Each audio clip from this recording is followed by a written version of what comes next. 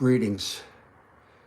This is Jeffrey Guterman, and it's another installment of my ongoing series called My Glamorous Life.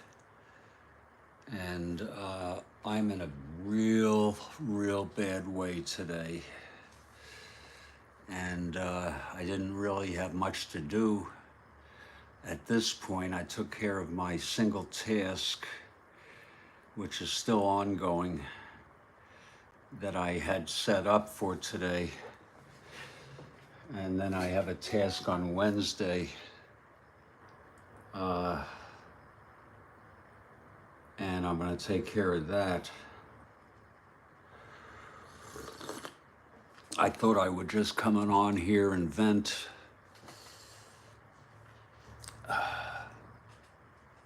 And talk about some of the things that I'm dealing with right now.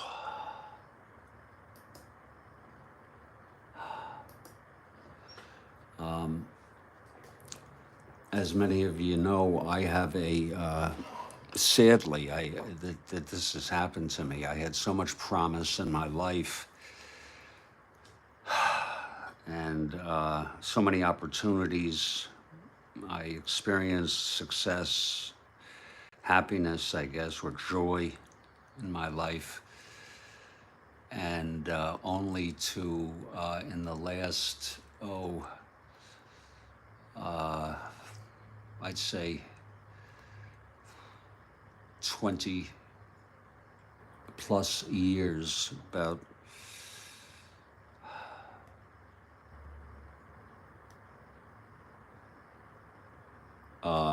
have gradually gone downhill.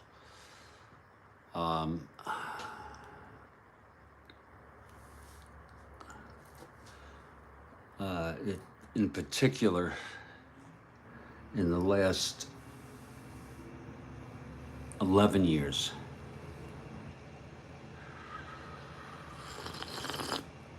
And in the last 11 years, I have been essentially non-functional, unable to work, with recurring major depressive episodes, severe anxiety. But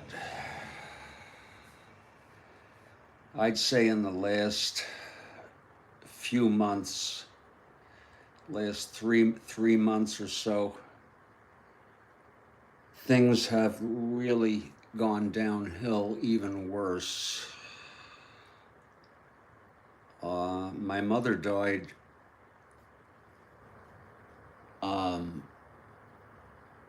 about 2 weeks ago.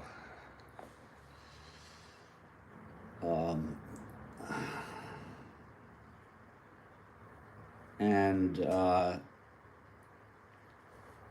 that's a whole thing in itself. It's very personal.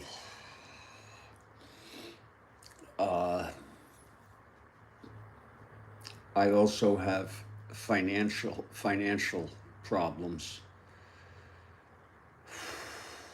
which I'm trying to work through. And I have family issues or problems, which again are very personal. And I'd rather not get into the details of them, but in order to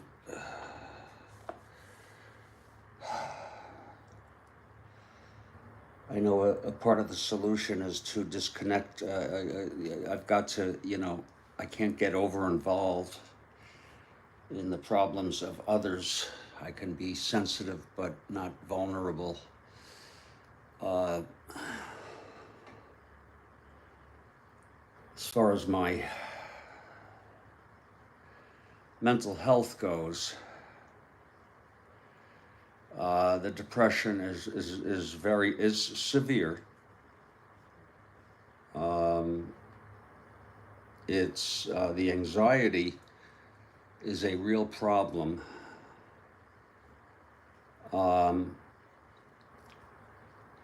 as far as the depression goes, about, I don't know, 2 months ago, under the supervision of my doctor, switched from Effexor, which I had been on for, a decade at least.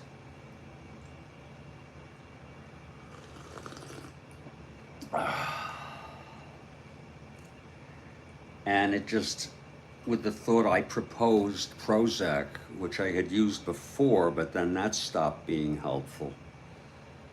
So I went on the Prozac for about 2 months, and I felt it just wasn't doing anything to me, and wondering if it was exacerbating my anxiety.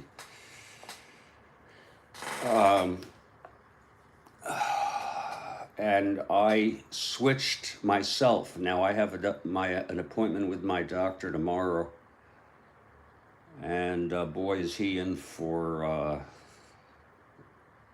a lot to hear about all that's happened to me, including my mother's death.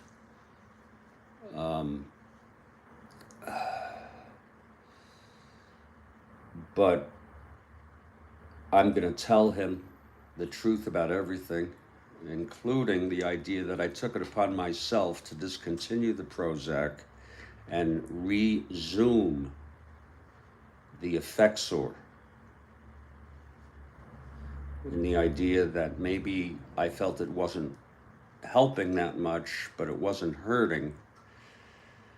And I started off with just one tablet, 75 milligrams. I did that for 3 days, and then I went up to 2 tablets, which is 150 milligrams. The therapeutic dose that he had me on was 3 tablets, 225 milligrams.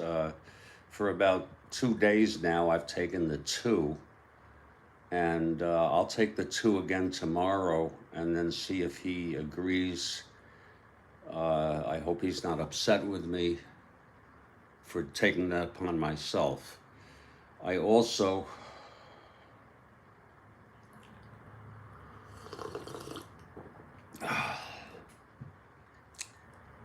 have been prescribed Klonopin.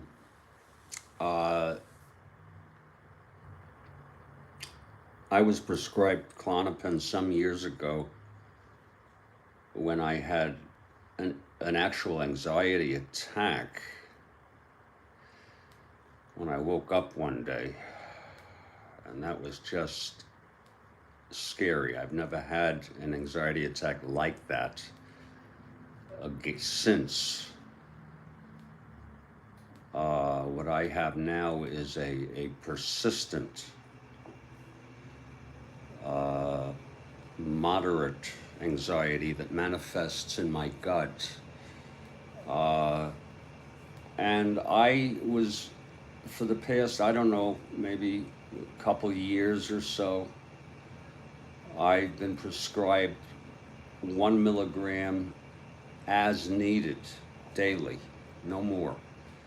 And he raised that, since my anxiety level has raised to up to 2 milligrams.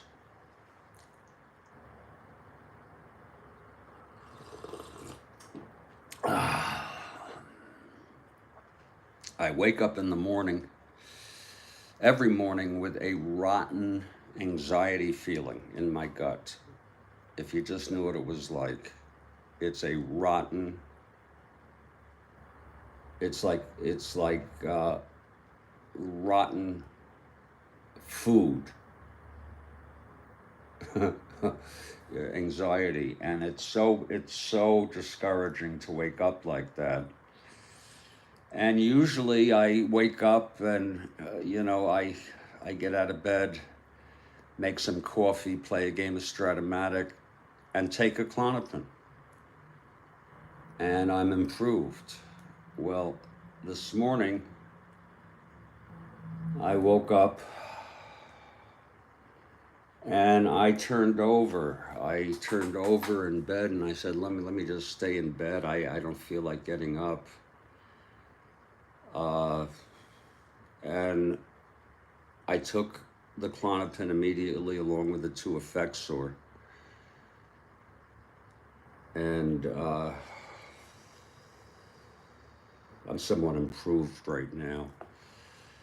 The feeling in my gut is now mild to moderate. Um,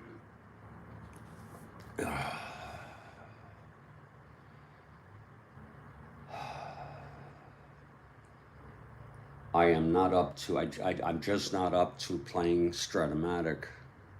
Now I had a task to do because I have some financial issues that I have to take care of, and they are bogging me down.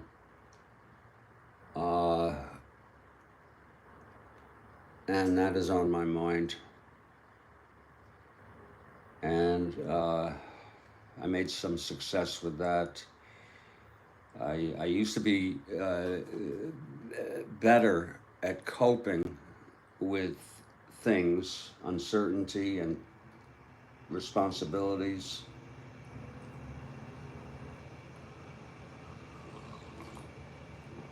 I have another task which I had set for tomorrow, and I should get an email. I'm supposed to get a FedEx in the mail, and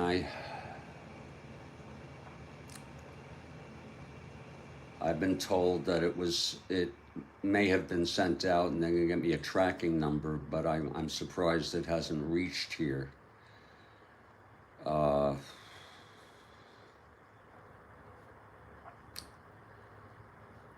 And maybe it was sent out, who knows, late last week. Maybe it will just show up today, who knows. The other financial task I could have done tomorrow, but I'm going to put it off till Wednesday because there's just no urgency. And I don't want to be a pain in the ass to the people that I have to call about it.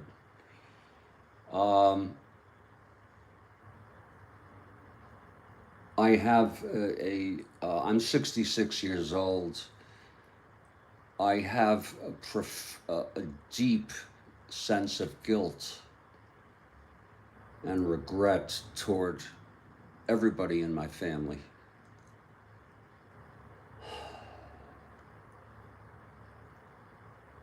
I was a lousy son and brother. I think I've been a good father to my son, but there are some issues that I do have guilt about.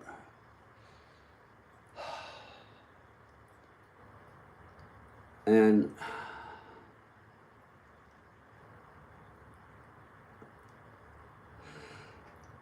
that's tough to deal with.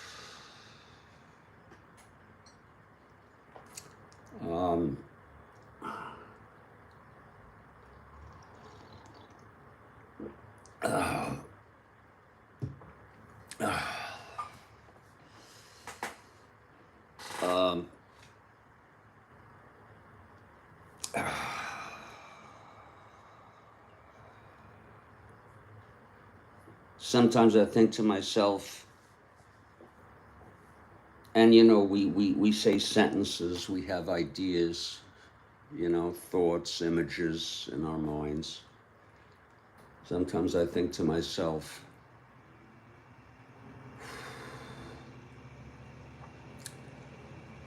I just can't go on like this. Just that thought, just like that. But of course I can.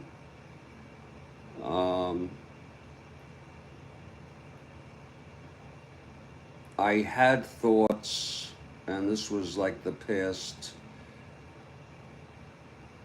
couple weeks,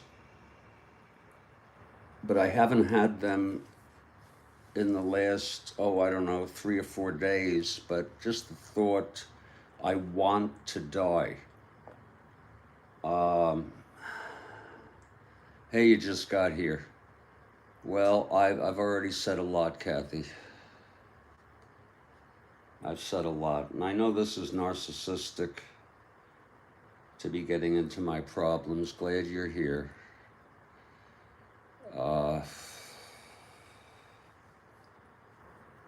But I am not actively suicidal.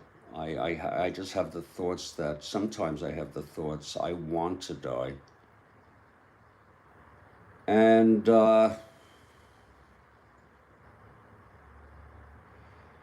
they're just like a quick thought in my head, and then it goes away.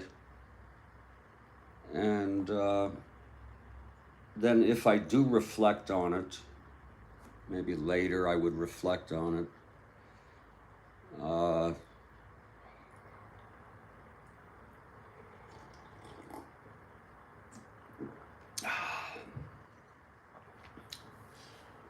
I think to myself, well, you know, you're too afraid to actually kill yourself, which I am. And it would be a terrible mistake. It would be very impulsive. It would be something I would never want to do to my son. And I can withstand the suffering, and maybe things will get a little better. But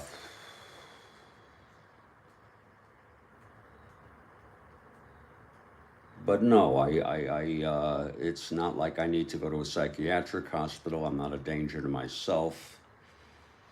I have no imminent thoughts, plans, or means to harm myself. But again, I have had the thought that I wish I were dead. I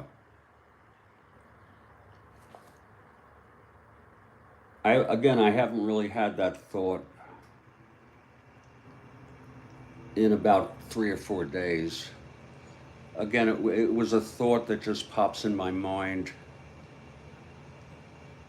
I think it is sometimes precipitated by some stress or something.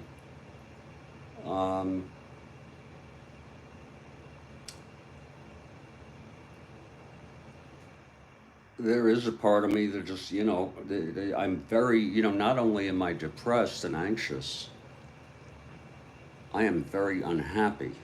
I draw a distinction between depression and being unhappy. Just, I'm anhedonic, which means I do not get pleasure out of things that I otherwise would have.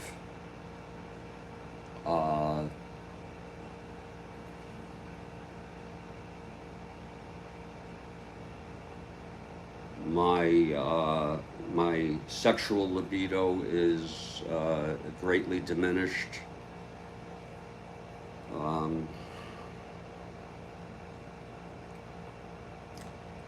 I can't wait for the evenings to come so that I can take a Klonopin, the second one, and go to bed. I did make a difference last night, and I don't know if this had anything to do with it, with how rotten I felt, but for the first time in years, I took absolutely no hits of cannabis. I just went to bed, and well, it's a good thing I was able to sleep. Sometimes that curb interferes with that.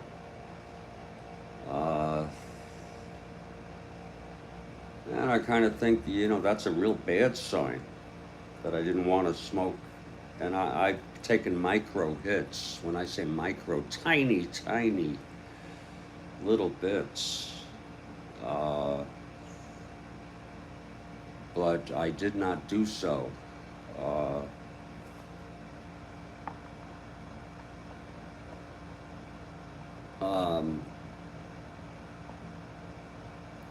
I have everything I need to eat today. I don't eat well. My diet is poor. I know all of the things that people say. You gotta... Hello, Ron. I know all the positive things people say. Uh, One of I know I'm just going off on bits of a tangent here, but one of the things that is difficult is when you're depressed and you have severe anxiety, it makes it that much more difficult to cope effectively. In other words, I mean, that's common sense, which then makes your condition worse. I know all of the,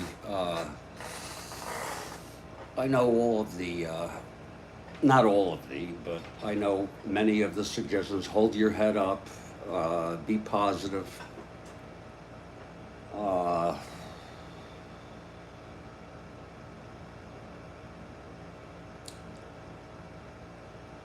have a good diet, which I don't. Um,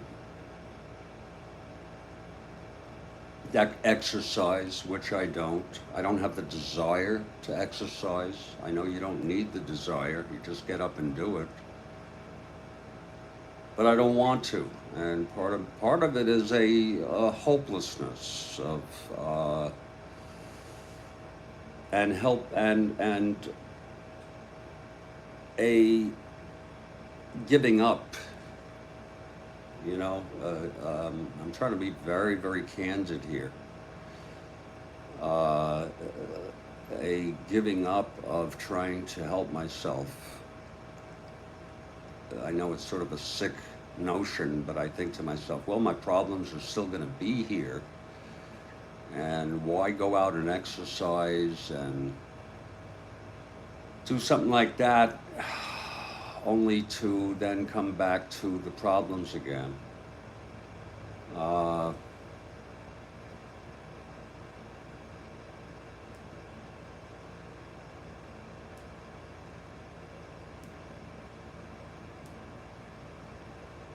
I feel like I have very little to look forward to. I feel very vulnerable right now. Again, because of my financial situation, which that's personal. It's possible that that can change. Um, and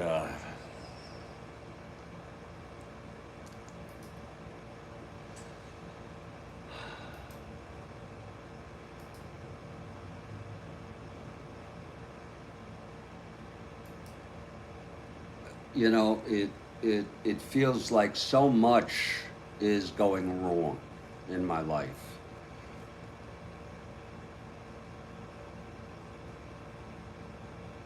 To the point where sometimes I feel like just, throwing up my hands and saying, okay, let me surrender to the adversity. What's the worst thing that's going to happen? I have terrible anxiety about my son's well-being. So that's someone other than myself. If it was just me, that'd be another story. Uh,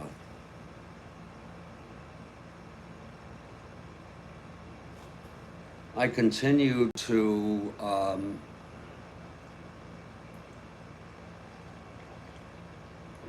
watch YouTube a lot. You could call me a news junkie if you want, and I have in the past put on one of the cable news networks and just kept it on all day, sometimes muted it. Even when I was playing Strat-O-Matic, I would keep it muted and on. And I don't watch it anymore, except for every once in a while, maybe 2 or 3 times a day, I will pop back onto it just to see if there's any big breaking news. I'm sort of a concerned that I might miss some big, big, big news. And you could say there's big news going on.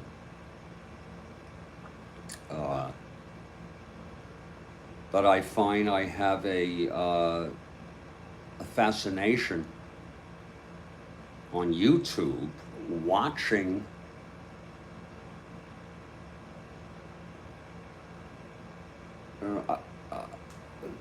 videos that pertain to tragedy, death, morbidity. Part of it is, and I guess it's a rationalization. I've heard rationalization is an explanation for something, but not a good one. I could be wrong about that, but I'm not sure it helps, but it does get me thinking that at least that didn't happen to me. Okay, and I think about I watch them on YouTube, and then I watch them on the big screen on YouTube. And when you start watching certain themes on YouTube, then they'll show up in your searches, or you go to your home page or something, not your landing page, but your home page, and you'll see those themes recurring. So the more you look at them, the more they'll come up. I used to have a lot of dog videos, like the dodo, cute dogs, cute animals, and I enjoyed those, but those aren't coming up that much. Every once in a while there's one or two, but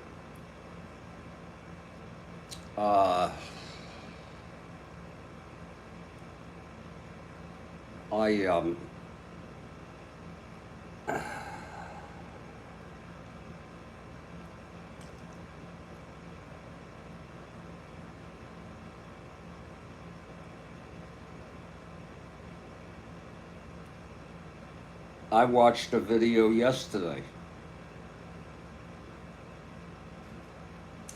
and I don't know if any of you remember it or heard of it, but there was a mass shooting.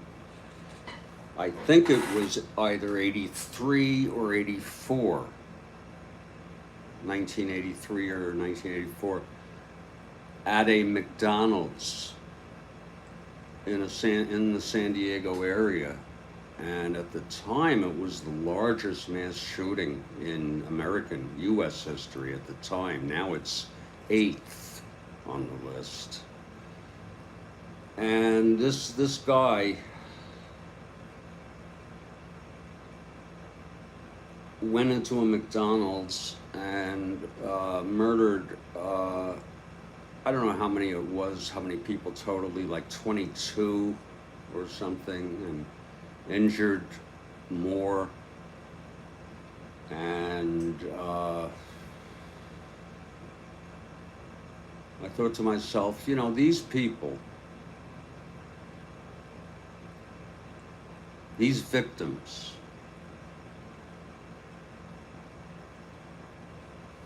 these poor victims,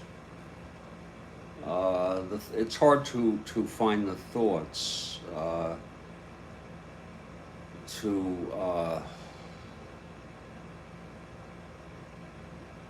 to express, but I say to myself, because sometimes thoughts they just flow and just quickly, and then all you can do is reflect on them and then think about them, or as I'm doing now, verbalize them. But it's a complex constellation of thoughts I had. These people are victims, and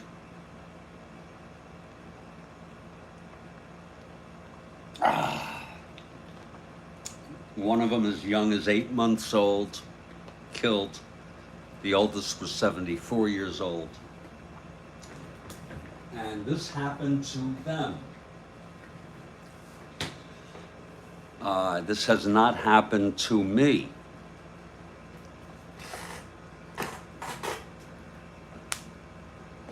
So, you know, you're fortunate in that you have life. You know, my health is not very good, but you have life, and this didn't happen to you. You have experienced what you consider, I'm talking to myself, some adversity, but it doesn't compare to things like that. Sometimes, you know, I'll get the thought, why me? And for the most part, you know, why me? It really means, for some people, that this should not have happened to me, or should not be happening to me. And there, you know, that is a should, that is sort of a demand, that this should not, must not have happened to me. And it's awful that it did.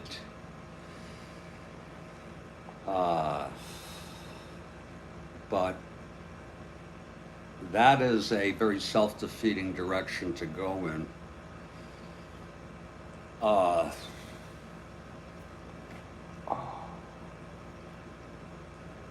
Very self-defeating.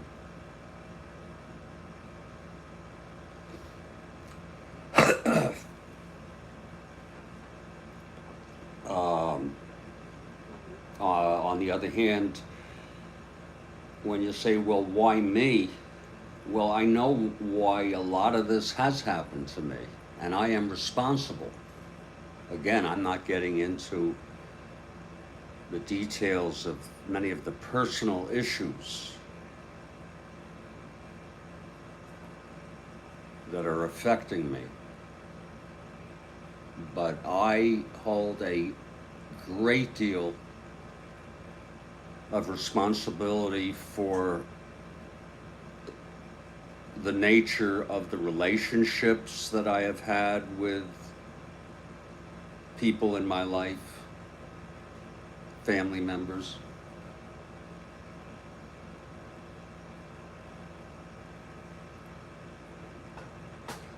Mostly through what I call neglect.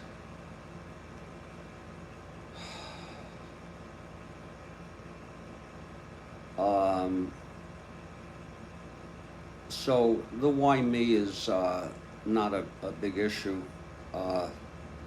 really, even though I do look back, I've always had problems. I acted out in elementary school. I was the class clown, and they sent me to the school psychologist. I was about 7 years old, and they recommended I see a psychologist, which I did. He didn't help. He was non-directive.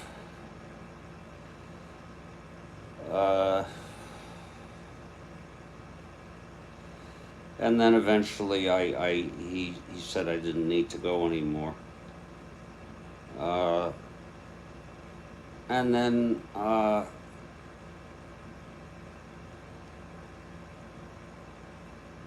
I mean, I'm not going to go through the stages, but I had some erratic behavior in my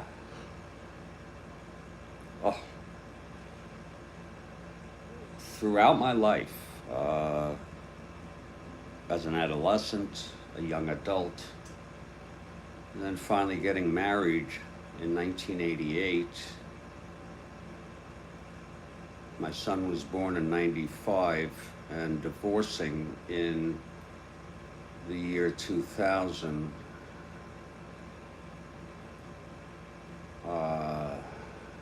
Give or take, I don't remember the exact year, due to neglect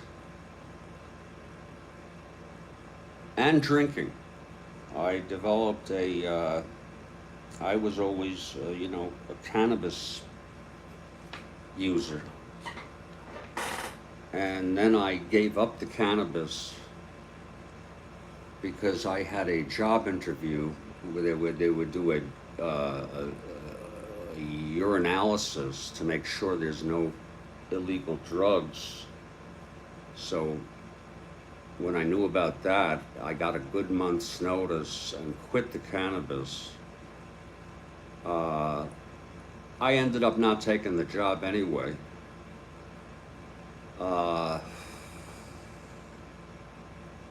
And took a different job. Shortly after that, I started drinking beer, and it got to be 6 to 8 beers a night. And another thing that happened to me was in 1997, I hit my head on a ceiling fan. And it knocked me, I don't want to explain how it happened. I don't want to get into it. But it knocked me down, and I had to have had some sort of concussion. The pain was unbelievable. Well, that was 95 when that happened.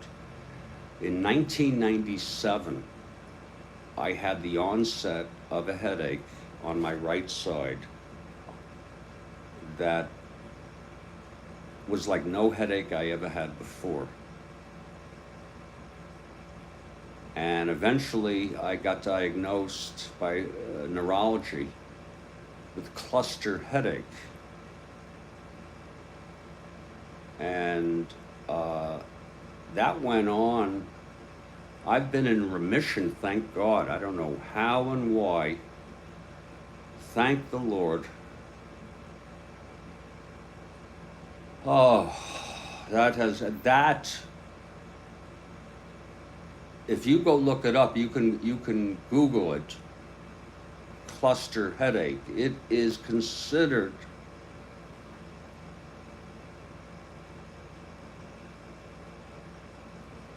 I get the weirdest texts, by the way, unsolicited texts, sometimes. Do any of you get that? This one says, I haven't chatted with you in a long time. Have you been abducted by aliens? I blocked them. But that debilitated me. That was from 97 to about, and it would go in and out of remission. I would have, but it was daily. And it was usually in the evening, but then sometimes it would be at work, and I would have to put myself out. It went on till about the year 2005, I think it would be safe to say, when I stopped having them. I was on medicine for it. That deteriorated my health. That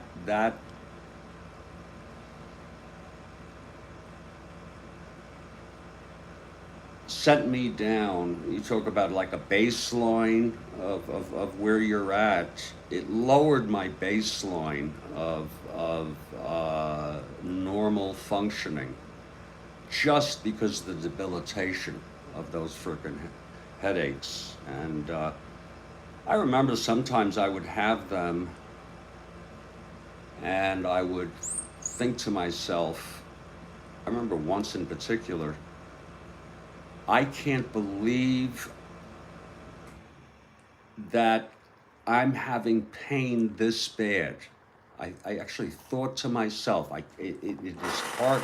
Am I really having pain this bad? Another time, I thought to myself, if there were a gun, I'd just shoot myself. Another time, I had what was sort of, and I told my neurologist about it, and he said it was, that happens. And I know this sounds sort of, occult or weird, but an out of body experience. It happened once. It almost felt like the pain was so bad that I felt like that I was separate from my body. And I guess that's like a coping mechanism. Okay, but thank God those are gone. That debilitated me. And, it's hard for people to be, people can be superficially sympathetic or sensitive to others' problems. But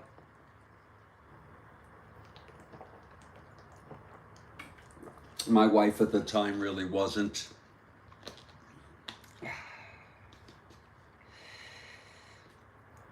Just like when people talk about depression and anxiety, folks, I want to tell you the experience is real.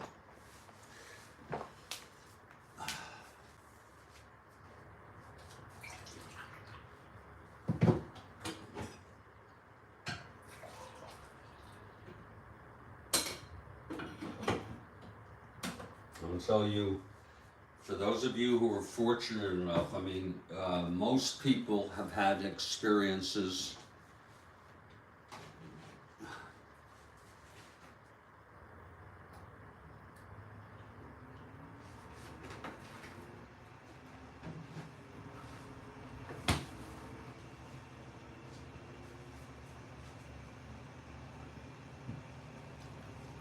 of sadness,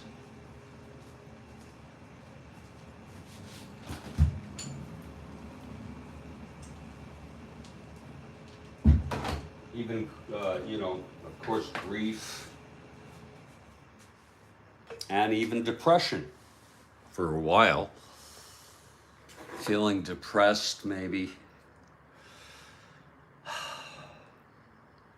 But to have a chronic, severe depression, anxiety, folks, it's painful.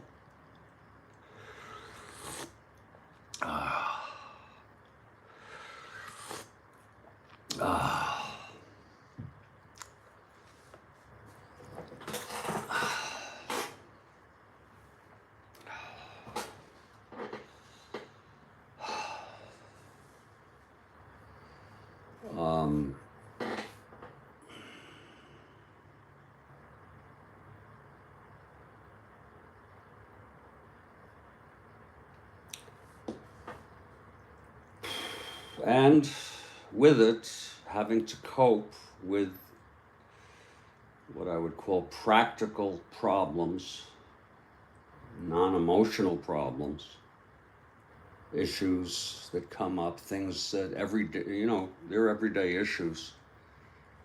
And I'm trying to work through them. And some of them are financial.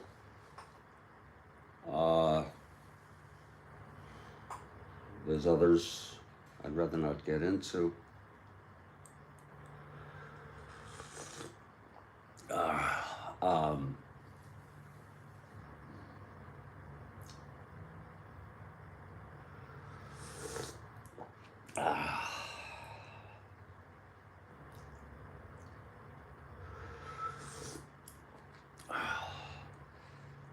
And it makes it difficult to deal with all those things. You know, I've I don't think I've ever dealt with conflict well, and there's plenty of conflict and problems well, and I have plenty of those right now, independent of my depression and anxiety. Um, and I guess if I'm going to be rational, if I'm going to be acting and thinking in my best interest, it would be helpful to say to myself and believe, deal with the problems the best you can.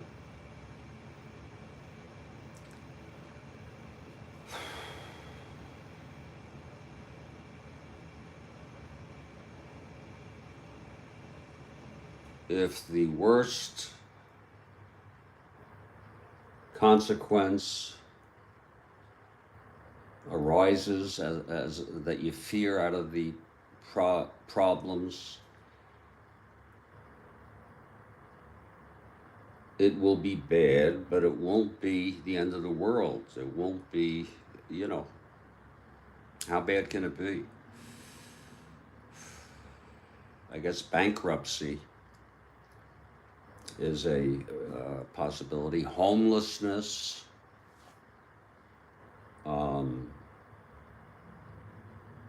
There was a time when rents, with with the inflation. In fact, I'm going to tell you this story in about 2 minutes. I'm just going to step outside for a little break.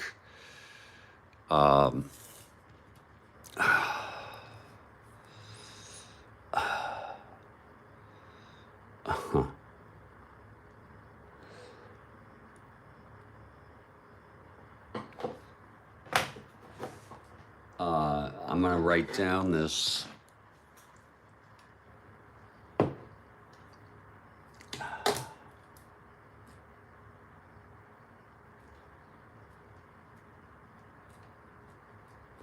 See if I can remember to tell this story.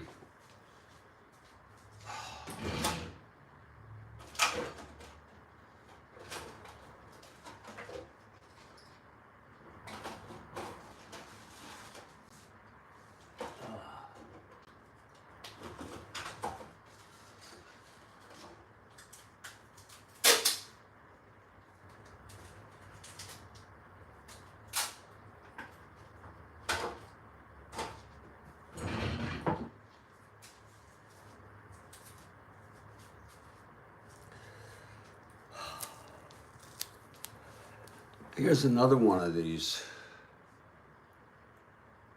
This is political. That's a political text. I will be right back.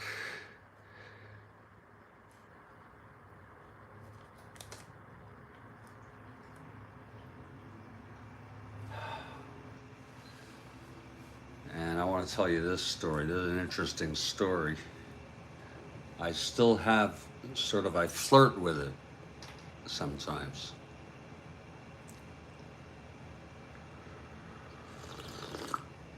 I'll be back in just about 2 or 3 minutes.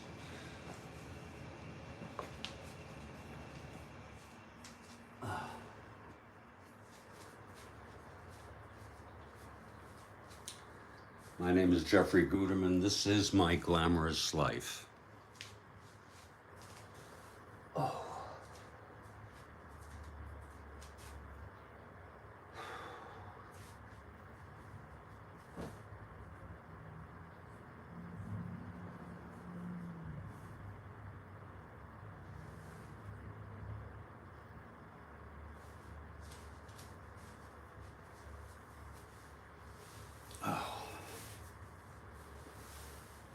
Just a couple minutes.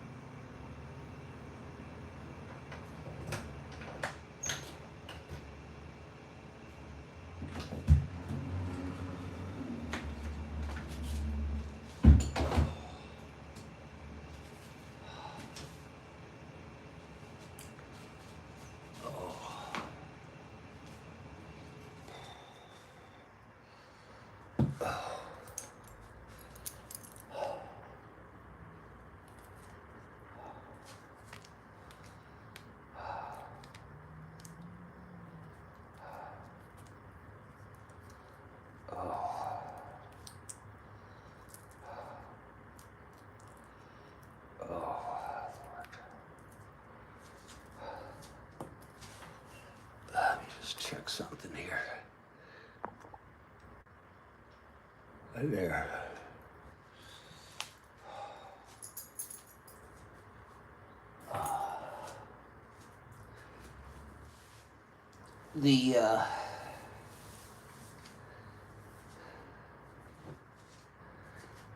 The thing I was going to talk about was the following. When the pandemic hit and inflation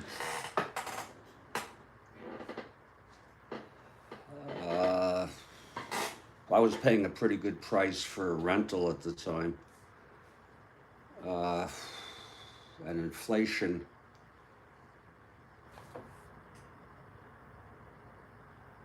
soared. The rental market in Fort Lauderdale and elsewhere just hit the roof. And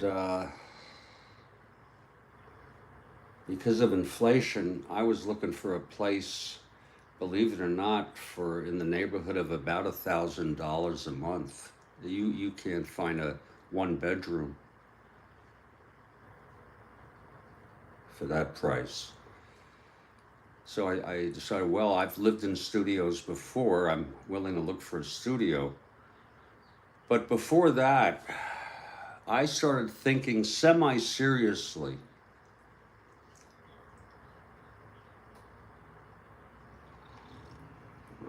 about choosing to live what we would call homeless. And I started to even plan for it. I said, you know, I could save a lot of money. Not only would I save on rent, but I would save on utilities, on cable.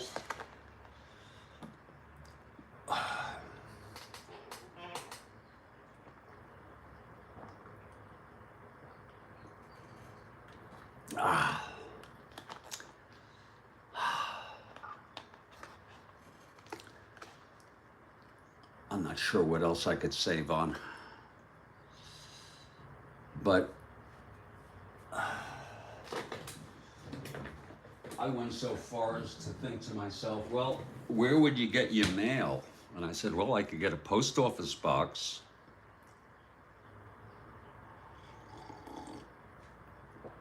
And maintain my mobile phone.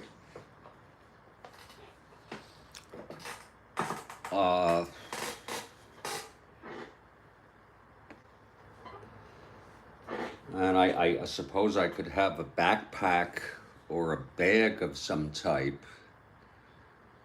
where I could put things like my medicine.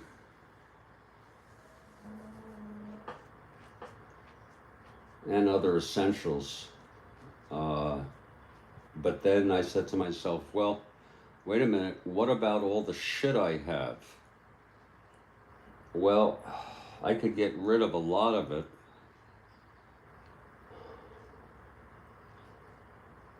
As far as important papers go,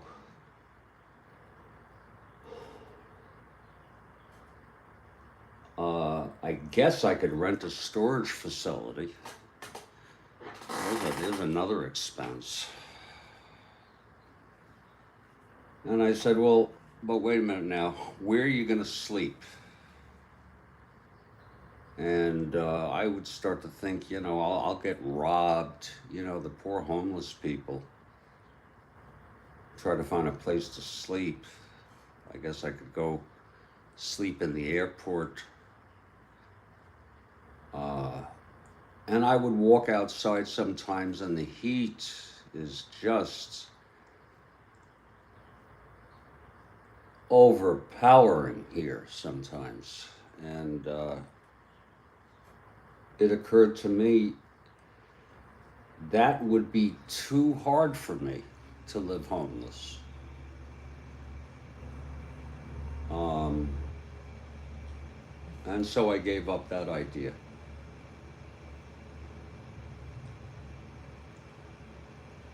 too many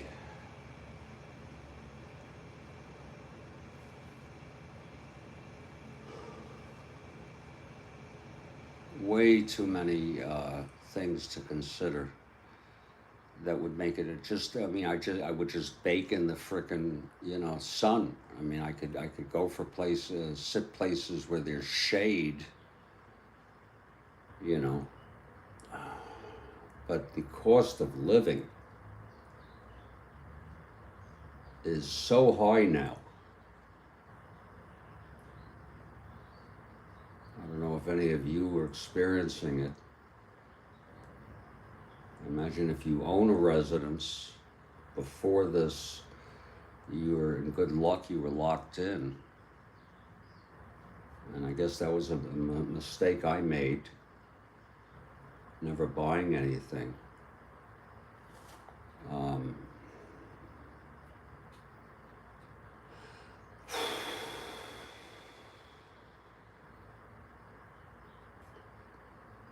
So here I am. I was fortunate enough using, I think it's called Zillow or Zwillow or something, to find a studio which was $950. And that's what I'm in right now. I don't need more space than this. He did raise it after about a year and a half. He didn't, I said, "Are you going to renew the lease?"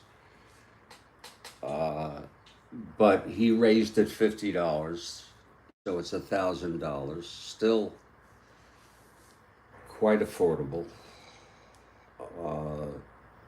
Mostly out of fear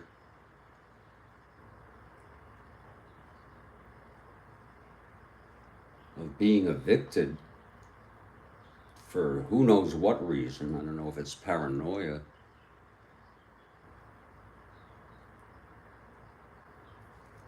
I really try hard to get along with everybody here and to help with anything I can. It's a pathetic thing. Sometimes it gets a little bit, I wouldn't say claustrophobic in the studio here, but it gets a little bit, I don't know what the word would be. Sometimes I feel, just every once in a while, I feel like, well, I'm a little bit tired of being in a small space like this. But it has its advantages. Again, the price, the electric bill is not too high. And I get all my stuff right where I want it. I have my bed, my computer,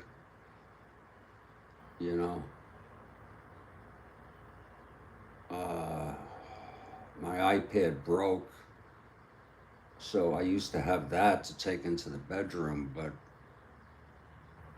and I'd have the iPhone, of course, but the computer is right here.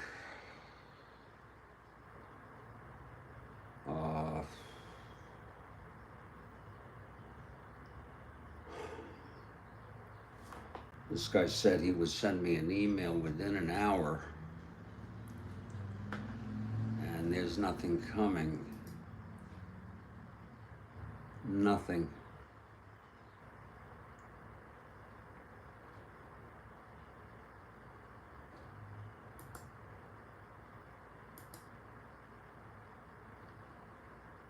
Which is very, very disturbing.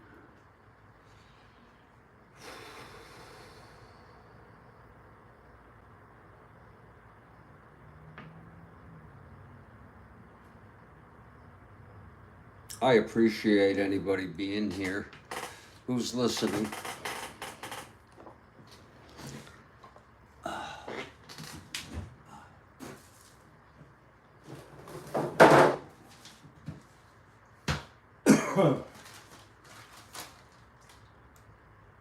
This is 3:50, 26 minutes.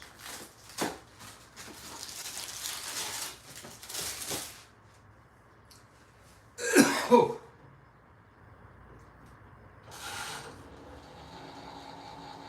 26 minutes.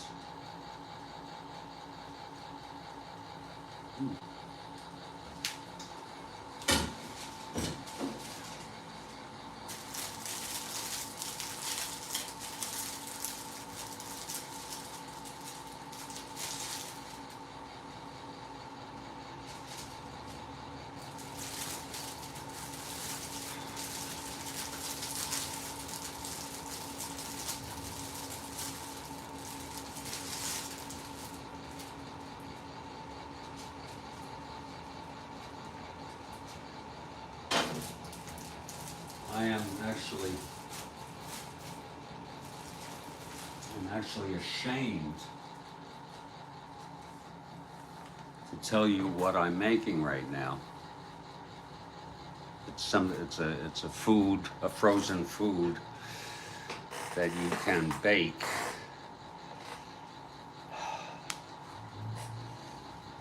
I know that's ridiculous to be ashamed to share it.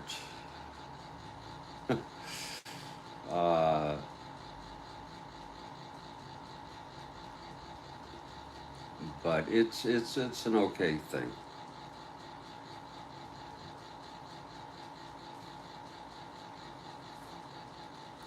You know, sometimes I'll go see how the market's doing. Wow, the Dow is really up. Oh.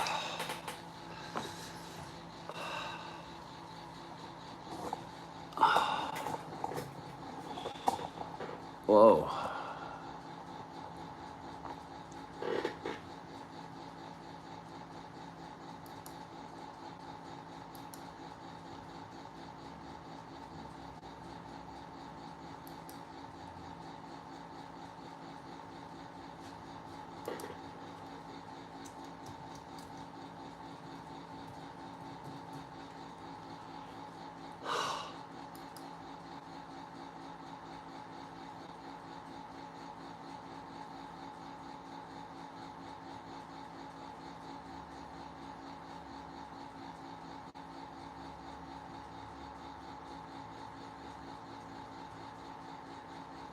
For some reason, I don't know what it is.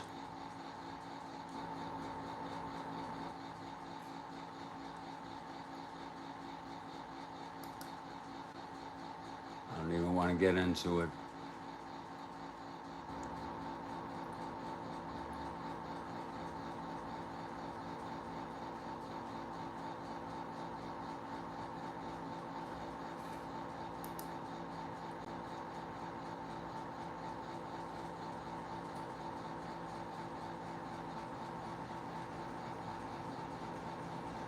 Don't even want to get into it.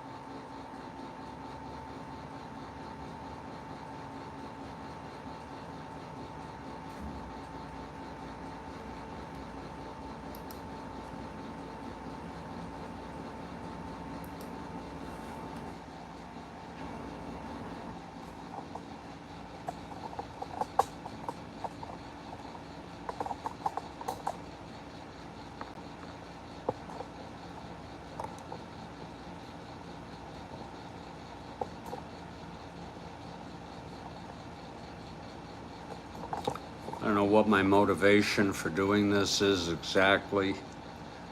Doing a broadcast like this, sometimes we don't know what our motives are.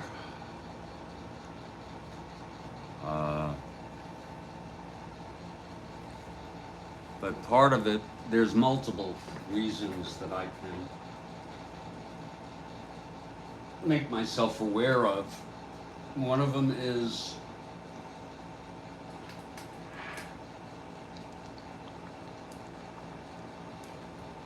loneliness. I don't want to be alone. I feel alone. I'm afraid to be alone. Not that this really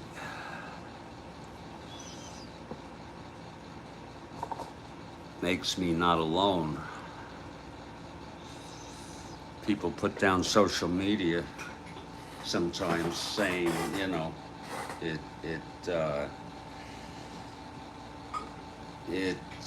impedes real social interaction. But I think that it is real. It's just different than in person, and to be honest with you, I don't want to interact with anyone in real world. I don't like to.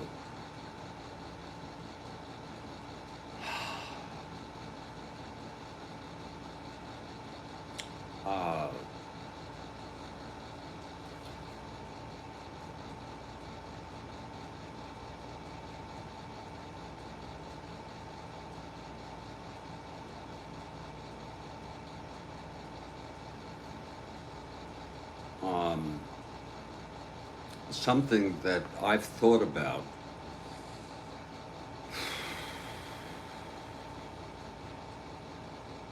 And I've thought about this more and more over the course of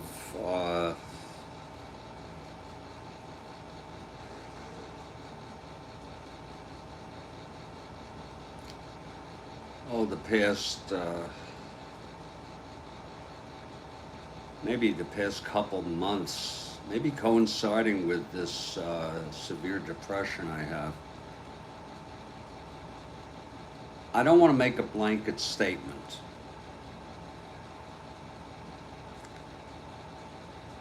but I find that, you know, there are many fine human beings in the world. People who are law-abiding, generally kind, decent, civil, that sort of thing. But the more I look at the news, and I understand that it's actually maybe a small segment of the population, which, by the way, ends up doing great harm sometimes.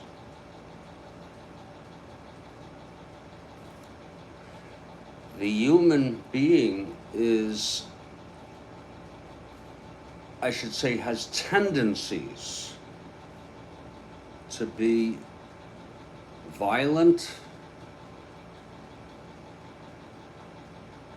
corrupt, dishonest, and cruel.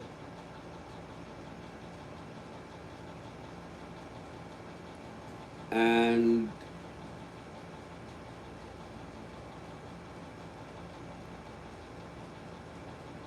yeah, Joel, the news is designed to agitate. You know, there's an expression, if it bleeds, it leads.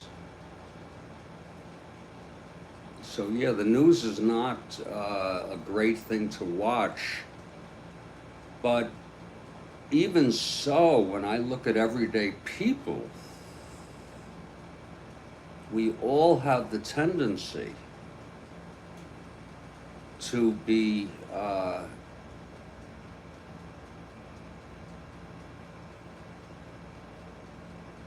I don't know what word I would use, negative,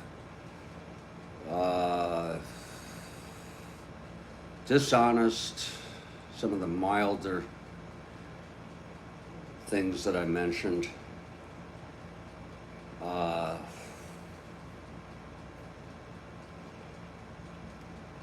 And I've read a bit about the history of violence by Steven Pinker and how it has gone down through the ages. It may not be an accurate depiction of the human condition. Maybe not. Maybe, maybe you're right. Maybe my view is distorted because of depression.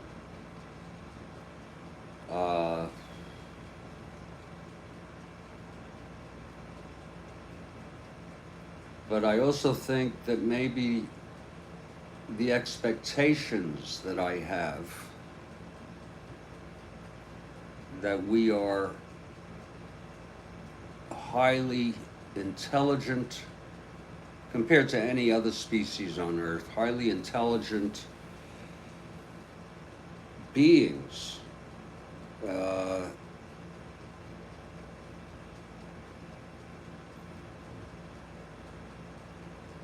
And much less immoral than we were in past generations.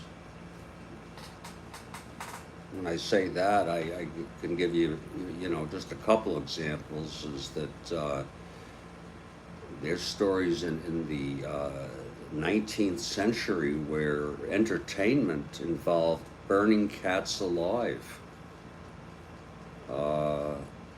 There's so many things.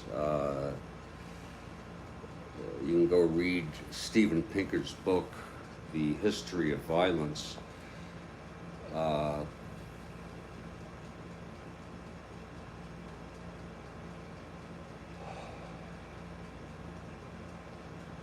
think because of the high expectations that I have for morality, moral behavior, and I by no means am excluding myself from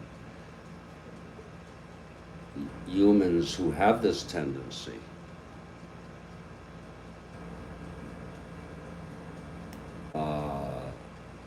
For negativity, immorality, etc., insensitivity, cruelty, etc. Because of the expectations, any instance of it is alarming. Okay? But if you were to look at today compared to, say, even 100 years ago, and even more recent, animals, non-human animals, because we are animals, non-human animals have rights now. Some rights. Some animal rights.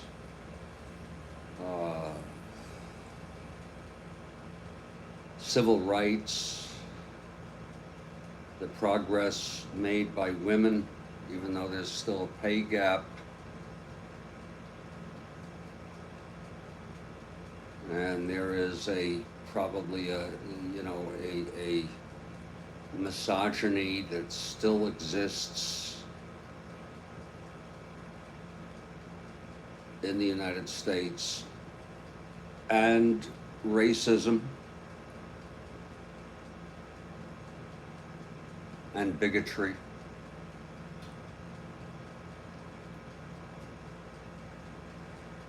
It's very primitive. It's very primitive.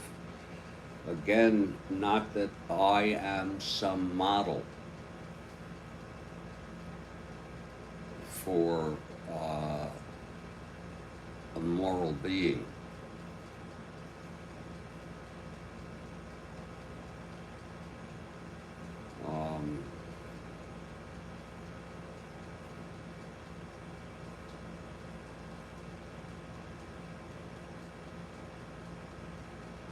it's hard to, really put into words the experience I have of human beings.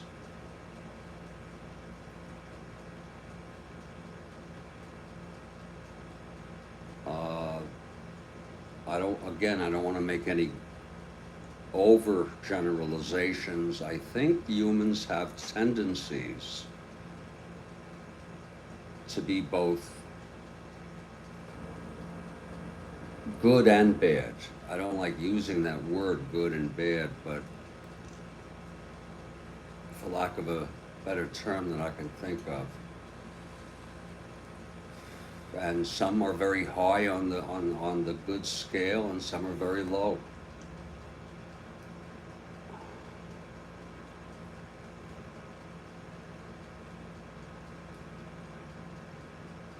And again, if you were to look at the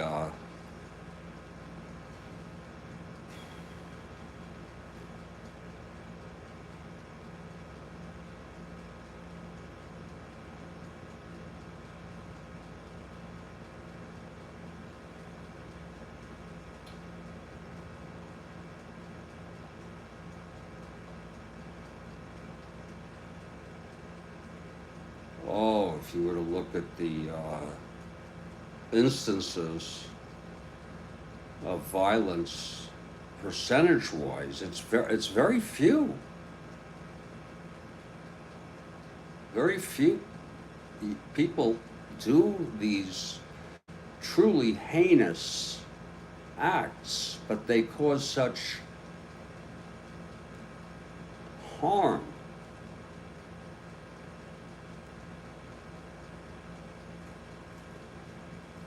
These very few. The great majority are, again, law-abiding, basically behavior that is within, I guess, the parameters of social norms. But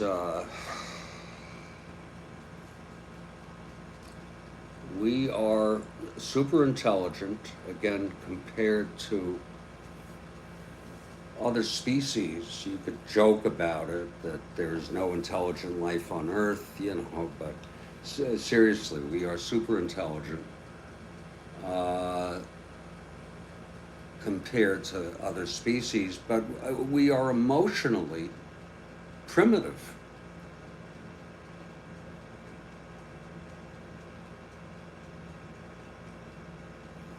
And it's very disheartening to me. And my view of this has sort of become amplified. Again, in the past 2 months, it just has, I've thought about it more and more. And that's just unfortunate.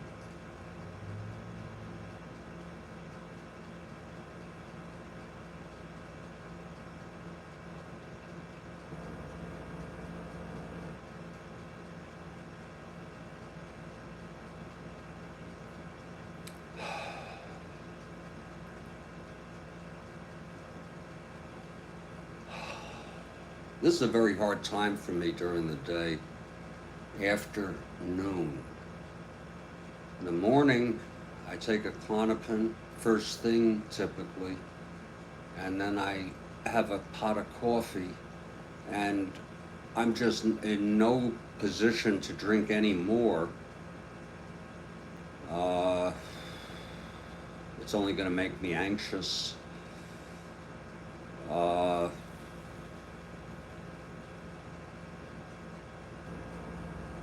And it's sort of a waiting game, this time of the afternoon.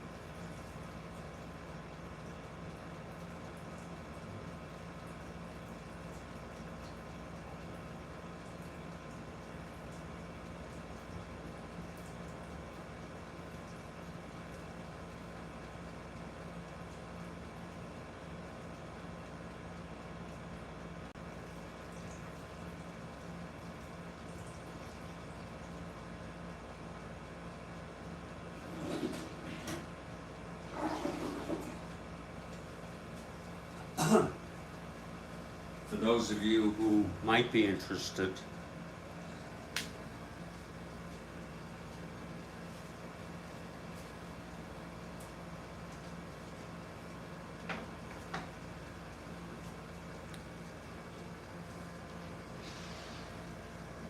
I did set up game 2 of the doubleheader.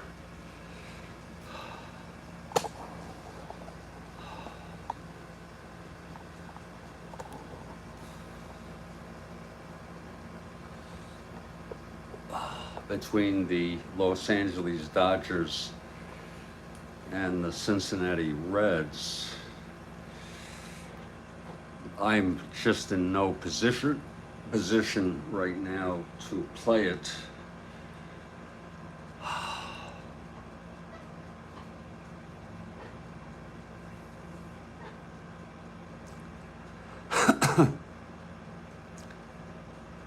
In the first game, I will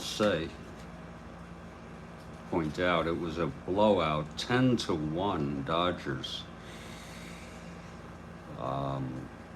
And I guess I still get some interest, you know, but if I'm not, look at that, Costco had 4 runs batted in with a 3-run home run and then a single that brought home a run.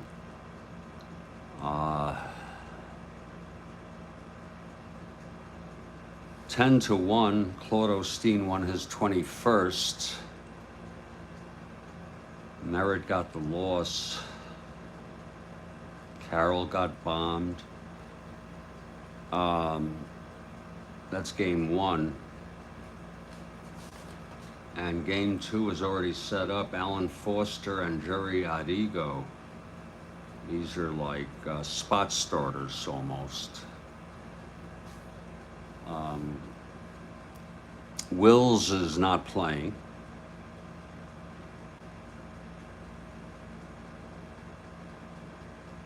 Tolan is in this game. He's been hurt a bit, but he's playing. Alex Johnson is sitting this one out. So I have this one all set up. And I'm not sure when I'm going to do it. I sure don't think it's going to be today.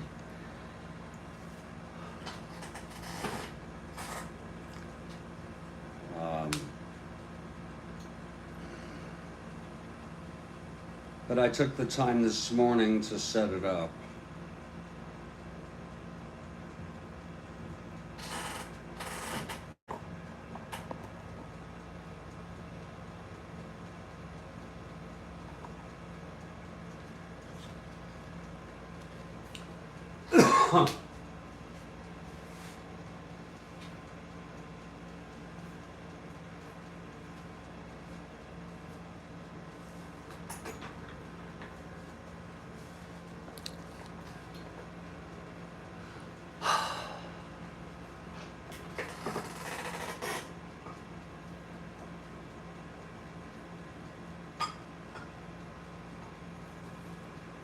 Sometimes I think to myself, well, is it really that bad what you're going through?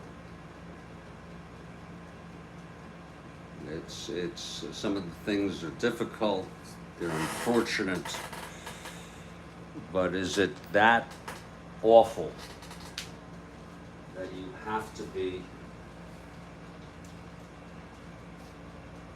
depressed and anxious about it?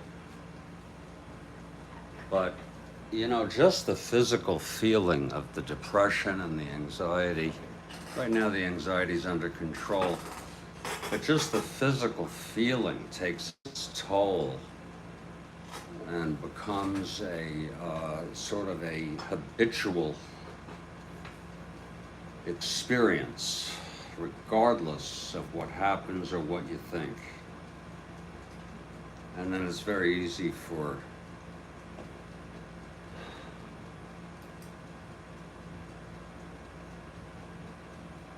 something to set you off.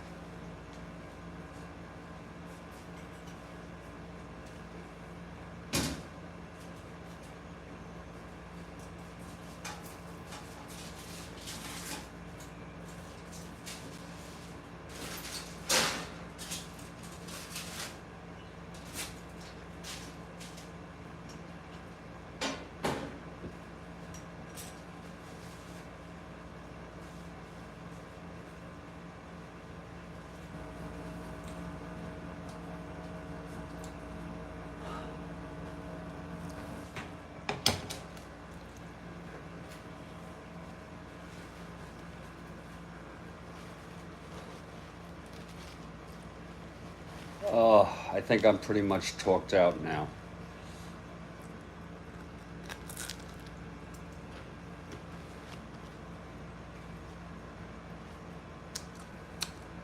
I'm going to take off.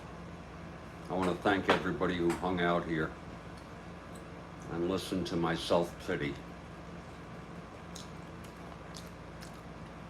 Take care.